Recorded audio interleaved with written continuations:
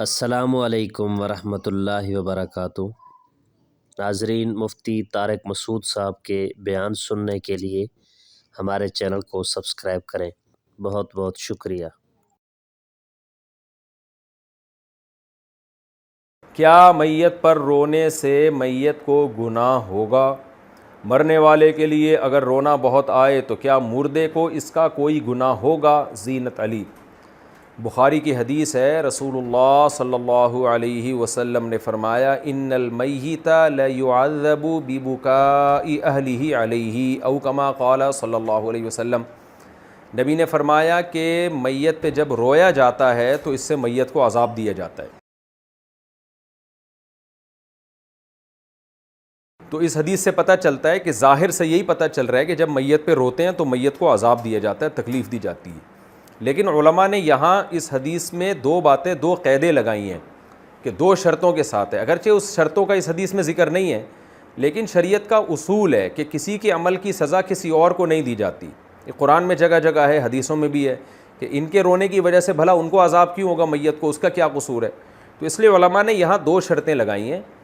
اچھا، ایک تو اصول یہ ہے کہ شریعت میں یہ بات ثابت ہے کہ ایک کے گناہ کی سزا کبھی دوسرے کو نہیں ملتی، تو ان کے رونے کی سزا بھلا اس کو کیوں ملے گی؟ دوسری حدیث سے پتہ چلتا ہے۔ دوسری بات یہ ہے کہ میت پہ اعتدال کے ساتھ رونے کی بھی شریعت نے اجازت دی ہے، خود نبی صلی اللہ علیہ وسلم کے آنسو نکلے۔ تو ان اصول اور ضابطوں کی روشنی میں، ان دوسری حدیثوں اور قرآن کی آیات کی روشنی میں علماء نے یہ بیان کیا ہے، تمام شارحین حدیث نے، فقہاء نے بیان کیا ہے کہ یہ جو حدیث میں آتا ہے کہ میت پر رونے سے میت کو عذاب ہوتا ہے، اس میں دو شرطیں ہیں۔ پہلی بات تو یہ کہ رونے سے وہ والا رونا مراد ہے جو چیخ چلا کے رونا ہو۔ اگر اعتدال کے ساتھ کوئی رو رہا ہے ہلکی آواز سے، جو نیچرل ہے، جو فطری ہے، جو محبت کا تقاضا ہے، وہ رونا حرام بھی نہیں ہے۔ جب حرام بھی نہیں ہے تو رونے والے کو عذاب نہیں ہوگا تو میت کو کیوں عذاب ہوگا؟ تو اگر کوئی ہلکی ہلکی آواز سے، معمولی اپنی آواز کو پس کر کے، جیسے آنسو آ رہے ہوتے ہیں انسان کے غم کے موقع پر، اس طرح سے رو رہا ہے تو اس میں کوئی حرج نہیں ہے، یہ نیچرل ہے۔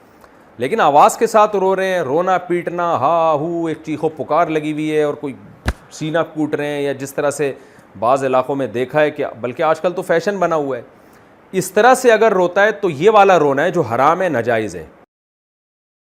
تو پہلی بات تو یہاں رونے سے جو حدیث میں رونا ہے، چیخ چلا کے رونا مراد ہے، آواز کے ساتھ نوحہ کرنا یا آواز کے ساتھ چیخنا چلانا جو بحکم نوحہ ہی ہے، وہ والا رونا مراد ہے۔ نمبر دو، میت کو اس کا عذاب اس صورت میں ہوگا کہ میت کو پتہ تھا کہ میرے مرنے کے بعد رو پیٹ کے چلا چلا کے روئیں گے، میرے خاندان میں رواج ہے، اور اس نے اپنی زندگی میں اپنے لواحقین کو منع نہیں کیا، کیونکہ جو عام طور پہ گھر کا سربراہ مرتا ہے پہلے، پھر اس کے بعد بڑے مرتے ہیں، اس طرح عام طور پر ہوتا ہے۔ تو سربراہ کی ذمہ داری تھی نا کہ اس کے خاندان میں، اس کے گھر میں یا خاندان میں جو بری باتیں تھیں وہ اس کو پہلے سے سمجھا کے جاتا کہ بھائی یہ کام آپ نے نہیں کرنا۔ تو جب کسی علاقے میں رواج ہے کہ لوگ میت پہ عورتیں اور مرد روتے ہیں، چیختے ہیں، تو ایسے موقع پہ اس مرنے والے پر لازم تھا کہ وہ وصیت کر کے جاتا کہ میرے مرنے کے بعد تم لوگوں نے چیخ چلا کے نہیں رونا ہے۔ تربیت اس کو کرنی چاہیے تھی، کم سے کم اتنی تربیت نہ بھی کر پاتا، اتنا تو کہہ دیتا کہ یہ نہیں کرنا ہے، اگر تم نے کیا تو میں اس سے بری ہوں۔ تو ایسی صورت میں انشاءاللہ میت کو عذاب نہیں ہوگا۔ لیکن اگر اس کو پتا تھا یا اس نے وصیت کی کہ رونا ہے، بعض لوگ شو مارنے کے لیے کہتے ہیں میں مر جاؤں تو خوب رونا، تاکہ لوگوں کو پتہ چلے کہ اس سے لوگوں کو بڑی محبت تھی۔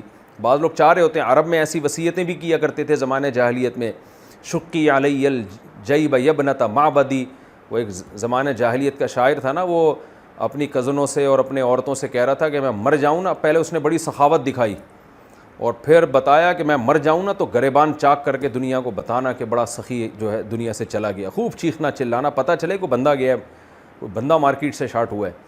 تو پہلے زمانے میں نا جاہلیت میں یہ تھا کہ لوگ خود وصیتیں کرتے تھے، پہلے کچھ کام بھی اچھے کرتے تھے اور پھر کہتے تھے دیکھو یہ کام میں کر رہا ہوں تو اب میرے مرنے کے بعد چیخنا چلانا پتہ چلے کوئی سخی اور بہادر دنیا سے گیا ہے۔